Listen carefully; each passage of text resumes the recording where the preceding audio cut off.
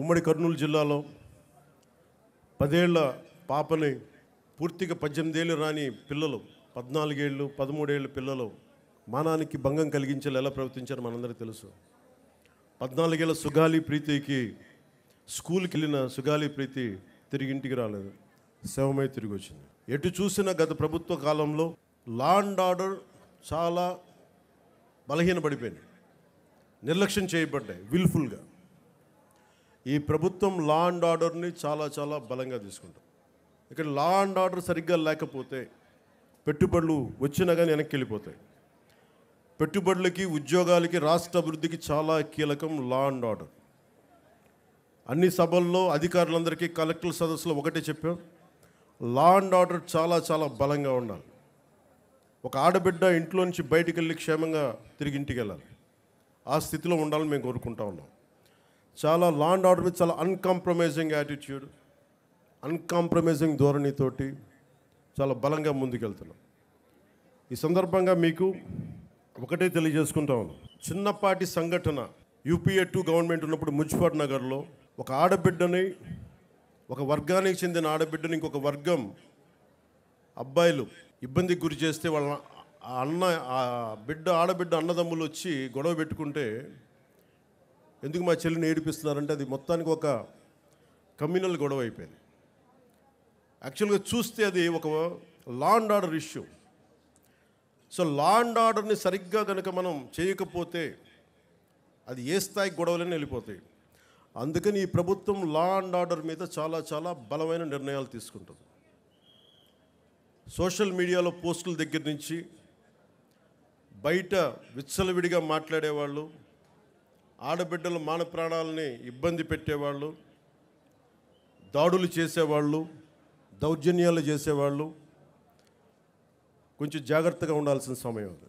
ఆడబిడ్డల మాన ప్రాణ సంరక్షణలకు ఇబ్బంది కలిగిన, సగటు మనిషి ఆస్తిపాస్తులకు ఇబ్బంది కలిగిన, దేశ సమగ్రతకి భంగం కలిగించిన, సామాజిక భద్రతకి భంగం కలిగించిన ఈ ప్రభుత్వం చాలా గట్టి నిర్ణయాలు తీసుకుంటుంది. అధికార ఎస్పీలకు కానీ కలెక్టర్ చాలా స్పష్టంగా చెప్పామని కలెక్టర్ సదస్సులో, అన్కాంప్రమైజింగ్ యాటిట్యూడ్ తోటి, రాజీ లేని ధోరణితోటి లా అండ్ ఆర్డర్ని ముందుకు తీసుకెళ్లాలని. ఈరోజు రాష్ట్రం లోతుకెళ్ళి చూస్తే, గతంలో కూడా తెలుసు, లోతుకెళ్ళి చూస్తే ఏ స్థాయిలో ఆర్థిక వ్యవస్థ ఉందంటే చిన్న భిన్నం అయిపోయింది. వేలాది కోట్లు, 4000 కోట్లతోటి పంచాయతీరాజ్ మేము జల్ జీవన్ మిషన్కి నిర్మించామని చెప్తే పైపులు వేశారు, కానీ ఆ పైపులకి సంబంధించిన వాటర్ సోర్స్ ఇవ్వలేదు. అందుకే దాని మీద పల్స్ సర్వే జరిపిస్తూ ఉన్నాం.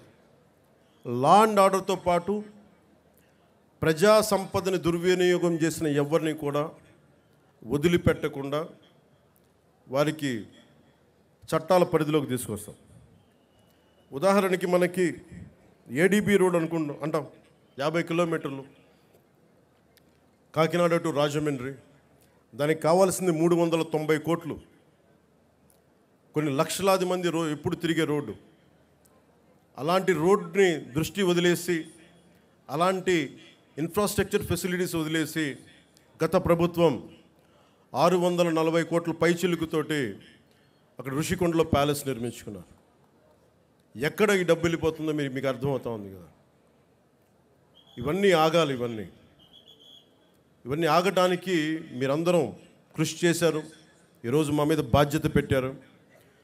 వెంటనే ఈ ఏడీబీ రోడ్డు కూడా చాలా అత్యంత తొందరలో పూర్తి చేయాలి అని నిర్ణయం తీసుకున్నాం. క్యాబినెట్కి తెలియజేశాం, గౌరవ ముఖ్యమంత్రి శ్రీ చంద్రబాబు నాయుడు గారు తెలియజేశాం. ఈ ఏడీబీ రోడ్డు కూడా త్వరగా పూర్తి చేసే బాధ్యత ఈ కొత్త ప్రభుత్వం తీసుకుంటుంది. మన కర్ణాటకకి వెళ్తే రెడ్ శాండర్స్, మన ఎర్రచందనం దొంగలు మన అడవుల్లో కొట్టేసి, శేషాచలం అడవుల్లో కొట్టేసి కర్ణాటకలో తరలిస్తూ ఉంటే కర్ణాటకలో పట్టుకున్నారు. 100 కోట్ల రూపాయలు ఒకసారి, 40 కోట్ల రూపాయలు ఇంకొకసారి. ఆంధ్రప్రదేశ్ చెందిన ఎర్రచందనం దొంగల్ని మన కర్ణాటక ప్రభుత్వం తీసుకుంది. అక్కడ ఫారెస్ట్ అధికారులు చెప్పారు, వేలం వేశారు. ఆ డబ్బు కర్ణాటక ప్రభుత్వానికి వెళ్ళిపోయింది.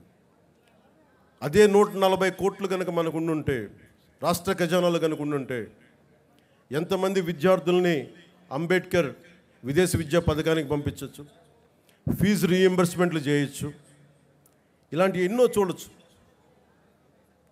కానీ దురదృష్టం ఆ పరిస్థితుల్లో లేదు. సో మేము ముందుకొచ్చి ఇవన్నీ బయటికి తీసి ఆ నిధుల్ని అవన్నీ తిరిగి మనకి చెందేలాగా ప్రయత్నాలు మొదలు పెడతాం. మా మీద చాలా బలమైన బాధ్యత పెట్టారు మీరు అందరూ. ఆ బాధ్యతని చాలా జాగ్రత్తగా బరువు బాధ్యతలతోటి ముందుకు తీసుకెళ్తాం. నేను డిప్యూటీ ముఖ్యమంత్రిగా ప్రమాణ స్వీకారం చేస్తున్నాను.